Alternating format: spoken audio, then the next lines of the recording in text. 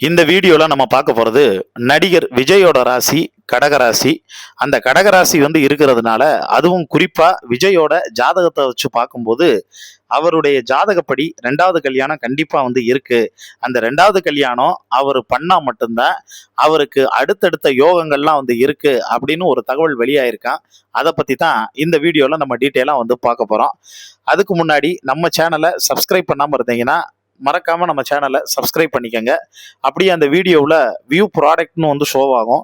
அதை நீங்கள் கிளிக் பண்ணீங்கன்னா ஏகப்பட்ட ப்ராடக்ட் உங்களுக்கு 70%, 80%, 90% ஆஃபரில் போட்டிருக்காங்க.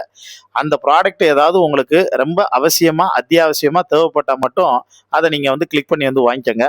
இப்போ அந்த ஜாதக சமாச்சாரம் என்னன்னு நம்ம பார்க்கலாம்.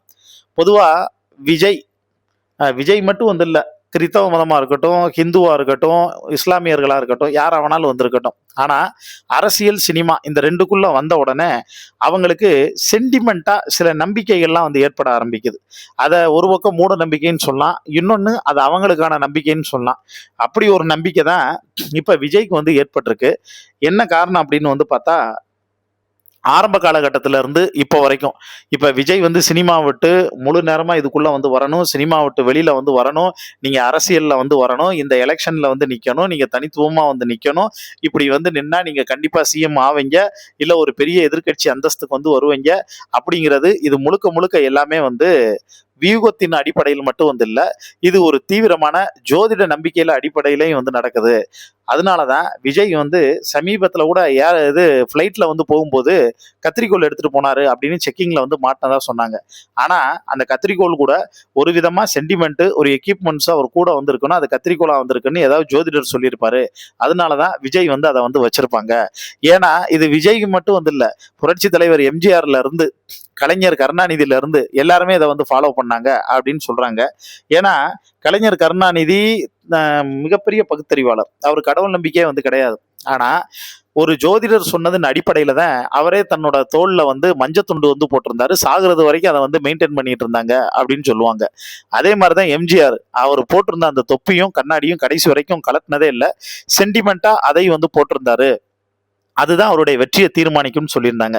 இப்போ அதே மாதிரிதான் விஜய்க்கு அவர் போடக்கூடிய அந்த கேஷுவல் காஸ்டியூம், அந்த ஒயிட்டு காக்கி அந்த காஸ்டியூமா இருக்கட்டும், பிளாக்கா இருக்கட்டும், அதே மாதிரி யாரு கூடயும் கூட்டு சேராம நீங்க தனித்துவமா இயங்கன்னு இருக்கட்டும், இது எல்லாமே கண்டிப்பா ஏதாவது ஜோதிடர் சொல்லியிருப்பாங்க.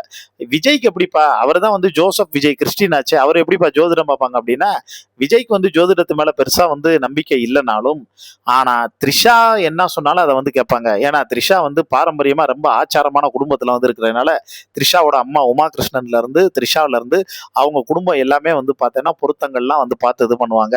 அப்படி பொருத்தங்கள் பார்த்து பண்ணும்போது விஜய்க்கும் த்ரிஷாவுக்கும் அமோக பொருத்தம் இருக்கிறதாவும், இது விஜயை கல்யாணம் பண்ணிக்கிறதுக்கு த்ரிஷா வீட்டு சைடு இருந்து கிரீன் சிக்னல் காட்டிட்டதாகவும், த்ரிஷாவோட அம்மா ஓவர் எக்ஸைட்மெண்ட்ல எப்படா கல்யாணம் நடக்கும் அப்படிங்கிறதுல இருக்கிறதாவும், வரக்கூடிய மே 4 த்ரிஷாவுடைய பிறந்த நாள்ல ஒரு குட் நியூஸ் எதிர்பார்க்கலாம்னு சொல்லப்படுது. அதே சேம் டைம்ல தான் மே 4 தமிழ்நாட்டோட எலெக்ஷன் ரிசல்ட் வரப்போகுது.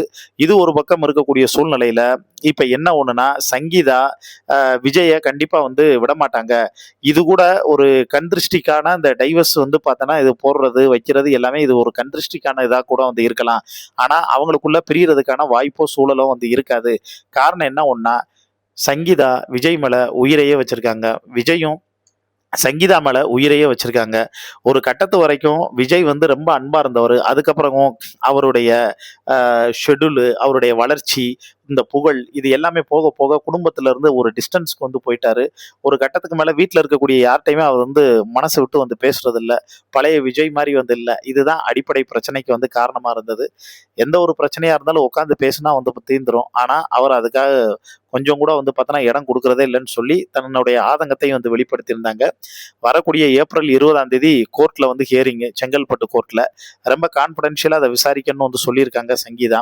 ஆனா சங்கீதாவுடைய நெருங்கிய வட்டாரமும் விஜயோடைய நெருங்கிய வட்டாரமும் அவங்க சண்டை போட்டுக்கிட்டாலும் எப்பயுமே பார்த்தோன்னா புரிஞ்சுக்க மாட்டாங்க. அவங்களுக்குள்ள அப்படி ஒரு லவ் இருக்கு அப்படின்னு தான் இப்போ வரைக்கும் சொல்லியிருக்காங்க. அதனால இப்ப முழுக்க முழுக்க வந்து இன்னொரு தகவல் என்ன வந்து போய்க்கிட்டு இருக்கு அப்படின்னு வந்து பார்த்தா, இந்த த்ரிஷாவோட விஜய் வந்து சுத்துறதா இருக்கட்டும், அது நீங்க தான் வந்து பெருசா பேசுறீங்க. அவங்க 2 பேரும் அத பத்தி பெரிய விஷயமாவே எடுத்துக்கிறதே வந்து கிடையாது. அதோட மட்டும் வந்து இல்லாம, அதுக்கு அவங்க விளக்கம் சொன்னா தான் வந்து பிரச்சனையே வந்து வரும். அதனால தான் அவங்க விளக்கம் சொல்லாம வந்திருக்காங்க. அப்படிங்கிற ஒரு தகவல் வந்து பரவிக்கிட்டு இருக்குங்க. எது எப்படியோ, ஆனா விஜயினுடைய ஜாதகப்படி அவருக்கு 2வது கல்யாணம் கன்ஃபார்மா இருக்கு. அந்த 2வது கல்யாணம் ஒருவேளை த்ரிஷாவ பண்ண போறாரா? இல்ல செகண்ட் இன்னிங்ஸு அவங்களுக்கு மறுபடியும் ஒரு செகண்ட் இன்னிங்ஸ் ஸ்டார்ட் ஆகுறது மாரி வந்து ரீஜாயின் பண்ணி சங்கீதாவோடயே அந்த வாழ்க்கைய வந்து வாழ போறாரா? அப்படிங்கிறத காலம் தான் வந்து டிசைட் பண்ணும். இத பத்தி உங்களுக்கு தோணக்கூடிய கருத்துக்கள கீழ இருக்கக்கூடிய கமெண்ட் பாக்ஸ்ல மறக்காம மென்ஷன் பண்ணுங்க.